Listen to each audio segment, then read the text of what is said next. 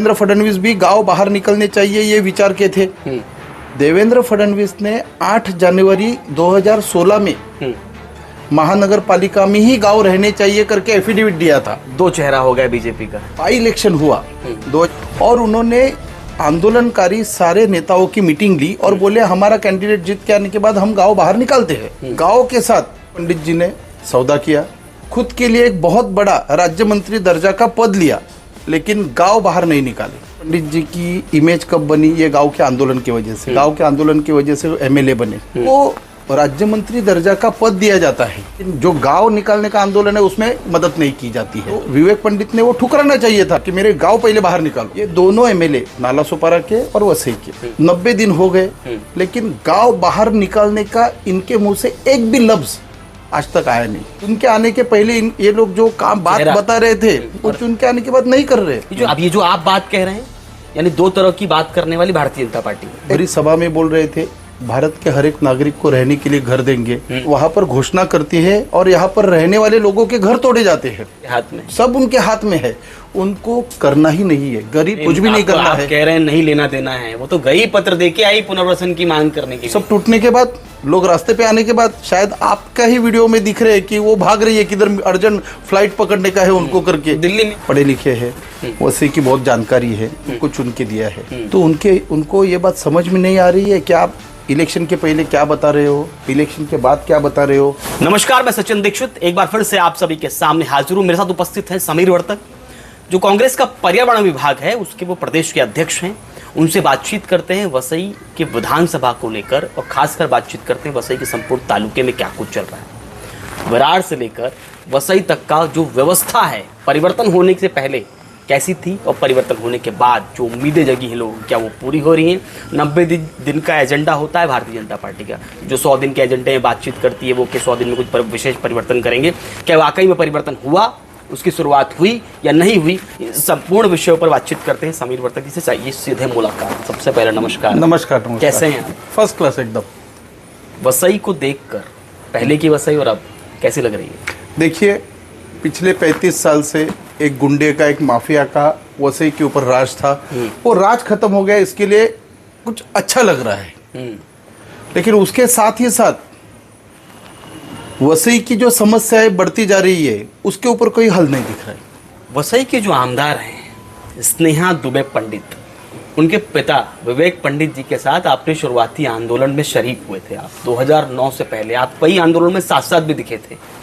अच्छी मित्रता थी आपकी, आंदोलनों में सुझाव लेना, सुझाव देना, बातचीत करना, आंदोलनों में सहयोग करना, ये सब तो बड़ा अच्छा था आपका।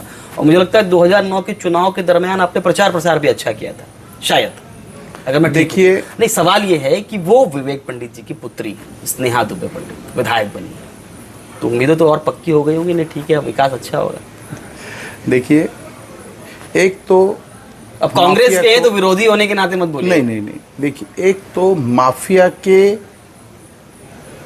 हाथ से वसई निकली, लेकिन जिस पार्टी के हाथ में ये वसई आ गई है वो पार्टी का इतिहास मैं बताता हूँ, ज्यादा दूर नहीं जाऊंगा। 2014 में देश में सत्ता में आने से पहले बोल रहे थे हम सत्ता में आएंगे तो 100 दिन में काला पैसा वापस लाएंगे, पेट्रोल डीजल 30-40 रुपए में दे देंगे, तो आज तक वो उन्होंने दिया नहीं है। और उसके साथ ही साथ महाराष्ट्र का इनका जो मुख्यमंत्री बैठा है, जिसको मैं फडणवीस बोलता हूँ, उन्होंने बाकी का छोड़ दीजिए, वसई की बहुत बड़ी, वसई के जनता को, वसई के आंदोलन को उन्होंने बहुत बड़ा धोखा दिया है, उन्होंने फंसाया है। और इसका हर एक चीज के बारे में वसई के हर एक नागरिक को पता है। आपको तो 2016 गलत लोगों के हाथों में अभी वसई आ गई है। वो तो कहते हैं कि हम तो जमीनी स्तर पे लोगों के साथ काम करते हैं। और अभी स्नेहा दुबे पंडित ने एक भाषण भी दिया, उसमें साफ तौर पे कहा कि नरेंद्र मोदी जी को देखकर वसई के लोगों ने वोट दिया है, देवेंद्र फडणवीस जी को देखकर लोगों ने वोट दिया है। जब उन पर जनता इतना विश्वास करती है और आप कह रहे हैं, आपको बताता हूँ, वो मैं बाद में बताता ही हूँ, लेकिन उससे पहले मैं बताता हूँ कि फिर वो बीजेपी को बढ़ाने के चक्कर में है, वसई को सुधारने के चक्कर में नहीं है। ये तो हर आदमी अपनी पार्टी को बढ़ाता है। नहीं, आपको एक बात बताता हूँ, यहाँ के माफिया के खिलाफ एक दौर चला, वो दौर अभी तक यहाँ पर आके वो माफिया का खात्मा हुआ है। 2009 में जब वसई विरार शहर महानगर पालिका की स्थापना हुई, तभी हमारी कांग्रेस की सरकार थी। उसके खिलाफ एक बहुत बड़ा आंदोलन खड़ा हुआ, जिसमें सबसे आगे कांग्रेस पार्टी थी वसई की, क्योंकि मैं कांग्रेस का पदाधिकारी रह के भी वो महानगर पालिका में गांव नहीं चाहिए, इसके लिए मैं खुद अनशन पे बैठा था। आपके मुख्यमंत्री थे ना? हाँ, तो आपको बताता हूँ ना, हमने मुख्यमंत्री को भी बताया, आंदोलन भी किया। और आंदोलन के तीसरे दिन महाराष्ट्र के मुख्यमंत्री ने हमारे आंदोलन को सहकार्य करते हुए तभी के जो गृह राज्य मंत्री थे नितिन राउत जी, उनको हमारे आंदोलन के तीसरे दिन वसई में भेजा। उन्होंने इमीडिएट एक सदस्यीय समिति बनाने का वादा किया। इमीडिएट कोकण कमिश्नर के माध्यम से एक सदस्यीय समिति बनी। एक सदस्यीय समिति ने ये पूरे गांवों का अभ्यास किया और वो एक सदस्यीय समिति ने महाराष्ट्र सरकार को 29+6 ऐसे 35 गांव महानगर पालिका से बाहर निकलने चाहिए करके प्रस्ताव दिया। ये पूरा तो कांग्रेस ने ही किया। उसके बाद जब आंदोलन हुआ, आंदोलन के बाद यहाँ पर सत्ता परिवर्तन हुई है। आपने जो बताया कि विवेक पंडित जी एमएलए बने, आपने सहयोग किया था? देखिए, गांव बाहर निकलने चाहिए, यह हमारी भूमिका थी। तो जो आदमी आगे आ रहा है उसके साथ खड़े हो जाएंगे। मैं तभी हमारे कांग्रेस के कैंडिडेट का सूचक भी था और प्रकाशक भी था, ऑन रिकॉर्ड। आया ध्यान में आपके? देखिए कैसा है, सत्ता परिवर्तन होना तो जरूरी है, लेकिन हमारी पार्टी भी है। पार्टी के खिलाफ जब मैं उपोषण पर बैठा तो मैंने हमारे मुख्यमंत्री को लेटर भी लिखा था कि कांग्रेस पार्टी ने गलत डिसीजन लिया है और उसकी वजह से पार्टी के खिलाफ मुझे लोगों के साथ उपोषण पे बैठना पड़ रहा है। आपको बताता हूँ, 2009 में जब सत्ता परिवर्तन हुआ, आपने जो बताया वो आमदार बन गए। हाँ, विवेक पंडित जी।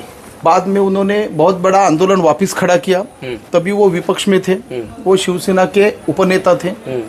तभी ये बीजेपी जो आज सत्ता में है उनको सपोर्ट कर रही थी आंदोलन में। अच्छा, आप रोकते थोड़ा सा। यानी उस समय 2009 में जब विवेक पंडित जी जीते, क्योंकि इंडिपेंडेंट थे, आजाद उम्मीदवार हाँ, थे, हाँ, वो यहाँ पर आंदोलन कर रहे थे। हाँ, उस आंदोलन का विराट रूप देखकर हाँ, 29 गांव या 35 गांवों का जो हाँ, चूंकि 6 इंक्लूड थी उसमें बीजेपी ने सदन के अंदर उनका स्वागत भी किया। यस, जैसे अच्छा। विवेक पंडित जी ने सदन की सीढ़ियां चढ़ने लगे, वसई से विधान भवन तक एक लॉन्ग मार्च निकाला अच्छा, था। लॉन्ग मार्च निकाला। वो लॉन्ग मार्च का एंड विधान भवन में था, तो विधान भवन में विवेक पंडित जी को रिसीव करने के लिए देवेंद्र फडणवीस खुद आए थे। अच्छा, तो देवेंद्र फडणवीस भी गांव बाहर निकलने चाहिए ये विचार के थे। लेकिन 2014 में जब सत्ता आई बीजेपी की, आपको बताता हूँ 2014 में सत्ता आई तो ये कोर्ट का मामला चल रहा था। तभी देवेंद्र फडणवीस ने 8 जनवरी 2016 में महानगर पालिका में ही गांव रहने चाहिए करके एफिडेविट दिया था। 2 चेहरा हो गया बीजेपी का। एक, जब विपक्ष में होती है तो स्वागत करती है, Yes. कहती है ठीक है आप करिए, हम आपके साथ हैं। राइट। सत्ता में आती है तो वही कोर्ट में जाकर एफिडेविट फाइल करती है कि हमें महानगर पालिका के अंदर समाहित कर दीजिए, कोई जरूरत आपको बता, तभी हमारे गांव में ही मुख्यमंत्री देवेंद्र फडणवीस का पुतला जलाया था, जिसके लिए मेरे ऊपर मुकदमा अभी भी वसई कोर्ट में चालू है। बराबर। बाद में क्या हुआ, 2017 में हमारे यहाँ के जो सांसद थे चिंतामण वनगा जी, हाँ, और जब बाई इलेक्शन हुआ 2018 में, तभी देवेंद्र फडणवीस मुख्यमंत्री थे। वो वसई में आए और उन्होंने आंदोलनकारी सारे नेताओं की मीटिंग ली और बोले हमारा कैंडिडेट जीत के आने के बाद हम गांव बाहर निकालते हैं, ऐसा उन्होंने आश्वासन दिया। लोगों ने यहाँ के काम करके बीजेपी के कैंडिडेट को जिताया। और उसके बाद 2018 में ही गांव के साथ विवेक पंडित जी ने सौदा किया। उन्होंने खुद के लिए एक बहुत बड़ा राज्य मंत्री दर्जा का पद लिया, लेकिन गांव बाहर नहीं निकाले। अच्छा, हाँ, सौदा किया हम आपको तो है ना, क्योंकि सौदा किया, अगर ऐसा आपको ये बॉन्ड का कहीं देखिए, अगर विवेक पंडित जी की इमेज कब बनी, ये गांव के आंदोलन की वजह से, गांव के आंदोलन की वजह से एमएलए बने, तो उनको राज्य मंत्री दर्जा का पद दिया जाता है, लेकिन जो गांव निकालने का आंदोलन है उसमें मदद नहीं की जाती है। अच्छा, तो विवेक पंडित ने वो ठुकराना चाहिए था कि मेरे गांव पहले बाहर निकालो। ये पॉइंट बराबर। आप मुझे पद नहीं, मेरे गांव बाहर निकालो। उसके बाद आपको बताता हूँ 2019 में महाविकास आघाड़ी की सरकार आई। तभी के जो मुख्यमंत्री थे उद्धव ठाकरे जी, उन्होंने गांव बाहर निकालने के लिए कोर्ट में अपनी तरफ से प्रयास किए। तो 16 में हुआ था कि गांव बाहर नहीं निकालने चाहिए। 2018 के बाद क्या हुआ क्या पता नहीं, लेकिन कुछ दिया था ऐसा लोग बोल रहे थे मुख्यमंत्री, लेकिन गांव तो नहीं निकले। 2019 में महाविकास सरकार आ गई, महाविकास आघाड़ी की। उद्धव ठाकरे जी ने तभी एकनाथ शिंदे जी को बताया था कि आप ये करो। तब तक गांव के बाजू में ये सरकार थी। 2022 में सत्ता बदल हो गया वैसे महाराष्ट्र में, वापिस एकनाथ शिंदे जी मुख्यमंत्री बन गए, देवेंद्र फडणवीस जी उप मुख्यमंत्री बन गए। और पिछले साल 2024 के फरवरी में ये गांव महानगर पालिका में कायम किए जाते हैं। तो ये इस पे चल रहा मुकदमा पीछे लीजिए करके सरकार ने कोर्ट में एफिडेविट दिया और ये कोर्ट का मामला खत्म हो गया और गांव महानगर पालिका में कायम हुए। यानी कहीं न कहीं 2-3 चेहरे नजर आए यहाँ पर 14 के, लेकिन उसके पहले भी उसके पहले भी विवेक पंडित का जो राज्य मंत्री दर्जा का जो पद था वो कैबिनेट मंत्री का कर दिया। अच्छा, बढ़ा दिया गया, प्रमोशन बढ़ा दिया। अरे वाह। यस। तो अभी ये जो नए एमएलए चुन के आए दोनों, ये दोनों एमएलए नालासोपारा के और वसई के, ये दोनों 2009 से हमारे गांव बचाव समिति में एक्टिव थे। तो पिछले 90 दिन में वसई की भी आमदार और नालासोपारा के भी। आपको बताता हूँ कि 90 दिन हो गए, लेकिन गांव बाहर निकालने का इनके मुंह से एक भी लफ्ज आज तक आया नहीं। आपको बताता हूँ नालासोपारा के जो आमदार है, जो 6 साल पहले यहाँ की एसटी महामंडल जी है, एसटी महामंडल की सर्विस बंद कर दी थी। तो हम लोग सुबह 5 बजे जाके नालासोपारा डेपो में धरने पे बैठे थे। तभी उनका ऑफिस बाजू में ही है, वो खुद आंदोलन में सहभागी थे। अच्छा। तो एसटी महामंडल की बस सर्विस चालू करेंगे करके भी कुछ बोल नहीं रहे हैं। बराबर। मीन्स चुन के आने के पहले ये लोग जो काम बात बता रहे थे वो चुन के आने के बाद नहीं कर रहे। ये जो आप कह रहे हैं इसमें 3-4 चेहरे नजर आए देवेंद्र फडणवीस जी के, मुख्यमंत्री जो वर्तमान। हाँ। अच्छा, दूसरे सवाल, इसीलिए तो हम उसको फडणवीस बोलते हैं ना। अच्छा, एक और सवाल यहाँ पर। क्या आपको लगता है 41 इमारतों वाला जो मुद्दा है, अब ये जो आप बात कह रहे हैं, यानी 2 तरह की बात करने वाली भारतीय जनता पार्टी। एग्जैक्टली। अब जो मैं सवाल कर रहा हूं यहाँ पर, वहां के जो स्थानीय लोग हैं वो लगातार हमें प्रतिक्रिया दे रहे हैं कि चुनाव से पहले भारतीय जनता पार्टी के लोग आते हैं और इसी कोर्ट वाले मामले, चूंकि कोर्ट का निर्णय नवंबर से पहले ही आ चुका था। हाँ। उससे पहले ही कोर्ट का निर्णय आया था, तब जाकर बार बार वहां चिल्लाकर बोल रहे थे घर के बदले घर मिलेगा, पहले आपको चाबी मिलेगी, बाद में आपका घर खाली किया जाएगा या तोड़ा जाएगा, तमाम तरह की वादे थे। चुनाव जीतने के बाद में अब 41 इमारत ध्वस्त हो चुकी है। पुनर्वसन वाली बात का जुमला, एक पत्र अभी हाल ही में स्नेहा दुबे पंडित देके आई, तो इस पूरे मामले में आप देखिए। उसके आपको बताता हूँ कि मैंने पिछले 4-5 साल में मोदी जी के, पंतप्रधान मोदी जी की एक वीडियो देखी थी। वो भरी सभा में बोल रहे थे भारत के हर एक नागरिक को रहने के लिए घर देंगे, घर में नल देंगे, नल में पानी आवास देंगे। विकास योजना के हाँ। तो एक बड़ी वहां पर घोषणा करती है और यहाँ पर रहने वाले लोगों के घर तोड़े जाते हैं। मुंबई में झोपड़पट्टी में रहने वाला, सरकारी जगह पे झोपड़पट्टी में रहने वाले लोगों को एसआरए के माध्यम से घर दिए जाते हैं। हाँ। तो यहाँ से तो घर निकाले।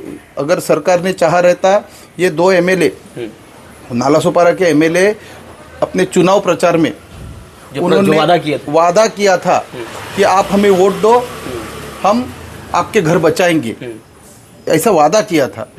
तो सार्वजनिक और वादों से वो मुकर गए हैं। उनके हाथ में था, मुख्यमंत्री उनके हाथ में है, एकनाथ शिंदे उनके हाथ में, सब उनके हाथ में है। उनको करना ही नहीं है। गरीब जनता से उनको ऊपर से लेके नीचे तक भारतीय जनता पार्टी के एक भी नेता को गरीब जनता के लिए कुछ भी नहीं करना है। कह रहे हैं नहीं लेना देना है। वो तो गई पत्र देके आई पुनर्वसन की मांग करने के लिए। सब टूटने के बाद, लोग रास्ते पे आने के बाद, शायद आपका ही वीडियो में दिख रहे हैं कि वो भाग रही है, किधर अर्जेंट फ्लाइट पकड़ने का है उनको करके। दिल्ली में उनकी बैठक थी, बता रहे थे। फ्लाइट के एक के बाद 5 मिनट बाद 10 मिनट पर दिल्ली के लिए दूसरी फ्लाइट रहती है। 10 मिनट लोगों के लिए रुक नहीं सकती थी। देखिए, आपको बात बताता हूँ, ये सब क्या है, लोग बहुत बड़े बनने के बाद बहाने बनाते हैं। ये तो 3 महीने 90 दिन के अंदर ही बहाने बनाने लगे हैं। अच्छा, हाँ। अच्छा, तो क्या लगता है ये जो दो बातें करने वाले लोग, हाँ। अभी अभी 4 उड़ान पुल रेलवे से होकर जाने वाले, उसका मुद्दा अभी हाल ही में बहुत तेज था कि 4 उड़ान पुल बनेंगे, लेकिन हाल ही में वहाँ रेलवे जो मिनिस्टर हैं केंद्र में, उन्होंने कहा कि 2 उड़ान पुल हैं वही बन पाएंगे और 4 नहीं। तो अभी उसकी जानकारी, अभी आपको एक बात बताता हूँ, वो वादे किए थे चुनाव के अभी दरमियान, बदल रहा है। इसके लिए आपको बात बताता हूँ। भारतीय जनता पार्टी के ये 2 एमएलए पढ़े लिखे हैं, वैसे की बहुत जानकारी है, लोगों ने उनको चुन के दिया है, तो उनको ये बात समझ में नहीं आ रही है कि आप इलेक्शन के पहले क्या बता रहे हो, इलेक्शन के बाद क्या बता रहे हो। कैसा है, आपको बात बताता हूँ। वसई विरार के ऊपर का जो उड्डयन ब्रिज है, और ब्रिज जो है, उसकी कभी से तकलीफ चल रही है। आपको बताता हूँ, विवेक पंडित जी जब एमएलए थे ना, तो वहाँ पर खुद उन्होंने एक वीडियो भी बनाया था कुछ रिपेयरिंग करते हुए उसी पुराने वाले ब्रिज पे। तो उनको पता नहीं है, उनको पता है सब। लेकिन आपको बात बताता हूँ कि भारतीय जनता पार्टी में खाली ऊपर से डिसीजन लिया जाता है, नीचे वाले लोगों को बोलने का जरा भी हक नहीं है। तो ये लोग क्या लोगों को न्याय देंगे। आपको बताता हूँ कि 35 साल में तो यहाँ के माफिया ने वसई विरार को लूट लिया है, बराबर। लेकिन पिछले 90 दिन में ये दोनों एमएलए के माध्यम से कुछ चीजें होगी ऐसा मुझे नहीं लग रहा है। जनता दरबार स्नेहा आपको बताता हूँ, लोगों के बीच जा रही हैं, तहसीलदार में बैठ रही हैं, महानगर पालिका में बैठ रही हैं। सुनिए, वो प्रशासन का काम है, प्रशासन का काम चालू रहता है। नहीं, ये भी बैठ रही है ना, बैठ के क्या करेंगे। जनता दरबार नाम है उसका। आपको एक बात बताता हूँ, यहाँ के माफिया ने इलीगल कंस्ट्रक्शन किया था। बहुत सारे पुलिस स्टेशन में बहुत सारे एमआरटीपी के मामले में दर्ज है। पिछले 90 दिन में एक भी बिल्डर को उठाया नहीं है, किसी को उठाने का बात नहीं किधर आ रहा है। पत्र दिया है अभी हाल ही में स्नेहा दुबे, वो पत्र देने वाला काम हमारा है, हम विपक्ष में है, पत्र हम देंगे, वो कार्रवाई करेंगे। उनको पत्र क्यों देने की जरूरत है। उन्होंने पत्र दिया है कि 944 जो बचे हैं उनको थोड़ा कार्रवाई करिए एमआरटीपी के तहत। आपको बात बताता हूँ, उनको पत्र देने की जरूरत नहीं है। पत्र हम जैसे छोटे कार्यकर्ते पत्र देते हैं कि हमारे ये काम करो, वो तो ऑलरेडी विधायक बन गए एक्शन में हैं। आना चाहिए। अरे आपको बताता हूँ, पहला जो अधिवेशन हुआ दिसंबर में नागपुर में, तो वसई के एमएलए ने कुछ हरित वसई के बारे में चर्चा की करके सुना मैंने। तो ये हरित वसई कब बचेगा, जब यहाँ पर 2016 से 2036 का एमएमआरडीए का रीजनल डेवलपमेंट प्लान में 0.33% का एफएसआई जो हमने मांग की थी वो कायम रहेगा। इधर का एफएसआई 1 के ऊपर हो गया है, तो इधर बिल्डिंगें बनेगी तो वसई बचेगा कैसा। महानगर पालिका से गांव नहीं बाहर निकलेंगे, टाउन प्लानिंग जो है महानगर पालिका से बाहर नहीं निकलता है, ये पूरे गांवों के लिए एक सेपरेट स्थानिक स्वराज्य संस्था नहीं बनती, तब तक ये हरित वसई नहीं बचेगा। यानी कि अगर महानगर पालिका डीपी प्लान यहाँ पे लागू होगा तो हरित वसई कैसे बचेगा। ऑलरेडी एमएमआरडीए का रीजनल डेवलपमेंट प्लान लागू हो गया है। यहाँ पर 7 माले के 21 माले के टावर को परमिशन भी मिल गए हैं, काम भी चालू है। तो अभी हरित वसई कैसे बचेगी। जैसे काम कहाँ चालू है आपको पता, तो नालासोपारा के विधायक हमारे बाजू के गांव में ही रहते हैं, उनके घर से 1-1.5 किलोमीटर पे 21 माले का टावर बन रहा है कोफराड़ गांव में। तो विकास हो रहा है, फिर हरित वसई कैसे बचेगी। आपको बताता हूँ, 80s में फादर फ्रांसिस दिब्रिटो, बड़ा नाम है और बड़े सम्मानित है। वो 93rd अखिल भारतीय मराठी साहित्य सम्मेलन के अध्यक्ष थे, ज्येष्ठ साहित्यिक थे। उन्होंने हरित वसई के माध्यम से एक बहुत बड़ा मूवमेंट चलाया। वो मूवमेंट को इतना बड़ा हुआ कि महाराष्ट्र सरकार को उसके बारे में दखल देनी पड़ी। तभी के सरकार ने हमारे पूरे गांव प्लांटेशन जोन में रखे और यहाँ का एफएसआई 0.33% रखा गया था, जिसकी वजह से हमारी हरित वसई बची है। उसी को देवेंद्र फडणवीस जब सीएम थे 2016 में, उन्होंने रीजनल डेवलपमेंट प्लान लाया 2016 से 2036 तक, उसको नगर विकास मंत्री एकनाथ शिंदे ने कायम करवाया और यहाँ का हरित वसई का पूरा तहस नहस करने का प्लान ऑलरेडी लागू कर दिया है, जिसके खिलाफ मेरी मुंबई हाई कोर्ट में इनके खिलाफ, सरकार के खिलाफ मुकदमा चालू है मेरे नाम से। तो सपोर्ट करेंगे आपकी ना एमएलए साहब साहिबा। आपको एक बात बताता हूँ, ये दोनों जो एमएलए हैं, भारतीय जनता पार्टी बाजू में छोड़ दीजिए, वो हमारे आंदोलन में हमारे सहकारी थे। उनको पता है यहाँ की व्यवस्था, उनको ये सब चीजें पता है। उनको भी पता है कि समीर वर्तक ने यहाँ पर लोगों के साथ रह के क्या क्या काम किया। अभी देखिए, समझिए जो आप कह रहे हैं, अभी हाल ही में जब 41 इमारतों वाला मुद्दा था, उस समय यहाँ के यानी नालासोपारा के जो स्थानीय आमदार हैं वो पहुंचे थे, वो रोए भी थे, काफी व्यथित थे और रोते हुए उन्होंने कहा था कि मेरी लाड़की बहनों और लाड़के भाइयों का घर टूट रहा है, मैं परेशान हूँ, व्यथित हूँ। तो इस तरह से परेशान है वो करने वाले। उन्होंने कहा कि 2 महीना हुआ है अभी हमको आए, देखिए आप टाइम तो आपको दीजिए। एक बात बताता हूँ, परेशान विपक्ष के लोग, कार्यकर्ता लोग वो परेशानी में रहते हैं। जो सत्ता में है वो परेशान अगर रहने लगे तो जनता को न्याय क्या देंगे? वो तो सत्ता में है, दिल्ली से लेके गली तक उनकी सत्ता है, बराबर। इतनी बड़ी सत्ता रहने के बावजूद उनका काम है वो काम से रोने का नहीं है, उनको काम करके दिखाना है। लोग वहां पर ऐसे ही खुले आसमान के नीचे रह रहे हैं। अभी उनको घर किधर है? उनको घर किधर है? उनके लिए तो बंदोबस्त करना चाहिए। अच्छा एक बात बताता हूँ, ऐसा जब कुछ रहता है, वो लोगों ने बहुत सालों से घर पट्टी भी दी थी, उन्होंने पैसा भी दिया था, रजिस्ट्रेशन भी किया था, तो गवर्नमेंट को उन्होंने टैक्स भी भरा है, तो महानगर पालिका की भी जिम्मेदारी थी। तो ये महानगर पालिका में बैठ के सेटिंग करने लगे क्या? आरोप लगा रहे हैं आप बड़ा। अब फिर मैं बताता हूँ ना, वो सेटिंग बात लगते हैं आपको? देखिए है कि नहीं है, आने वाले दिनों में पता चलेगा। क्योंकि महानगर पालिका के माध्यम से पिछले 15-18 साल में बहुत बुरी हालत है, वो हालत अभी तक सुधरी किधर है? नहीं सुधरी है।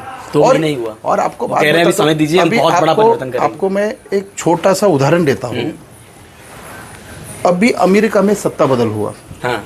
शपथ लेने से पहले डोनाल्ड ट्रंप जो राष्ट्राध्यक्ष बने हैं, उन्होंने कुछ कामों पे आवाज दिया और उन्होंने काम भी चालू किया, बराबर। तो पिछले 90 दिन में ये वसई और नाला सुपारा के आमदार ऐसा कुछ खास ऐसा कुछ बोले नहीं है, वो सिर्फ लोगों में घुल मिल रहे हैं और उनकी बीजेपी की सदस्यता बढ़ा रहे हैं। झूठ बोलने वाले आमदार ऐसा कुछ लग रहा है क्या? झूठ ने उनको पता ही नहीं है शायद कुछ क्या करने का है, ऐसा लग रहा है। क्या करेंगे अगर कांग्रेस अगर इस सब चीजों देखती है, समीर वर्मा इन सब चीजों देखते हैं, तो आप बेबाकी से बोलते ही रहेंगे या सड़क पे उतरेंगे? पिछले 20-22 साल से मैं खुद विपक्ष में काम कर रहा हूँ, अभी इनके खिलाफ भी काम करना है, लेकिन ये क्या क्या कर रहे देखना तो चाहिए ना, देखना चाहिए। कुछ चीजें ऐसी है जिसको कह रहे हैं महानगर पालिका के इलेक्शन के टाइम पे 100 जो जितने भी आमदार नगर सेवक ऊपर के होंगे, यानी कि 100 के प्रति 115 होता है, 125 होता है, 30, लेकिन 100 नगर सेवक उनके आने तय हैं, ऐसा तो बोल दिया। वो बोल रहे हैं, ऐसे भी अब की बार 400 पार बोल रहे थे, गए क्या? वो तो उनका काम है बोलने का। हाँ, लेकिन प्रदेश में तो कमाल कर दिया ना।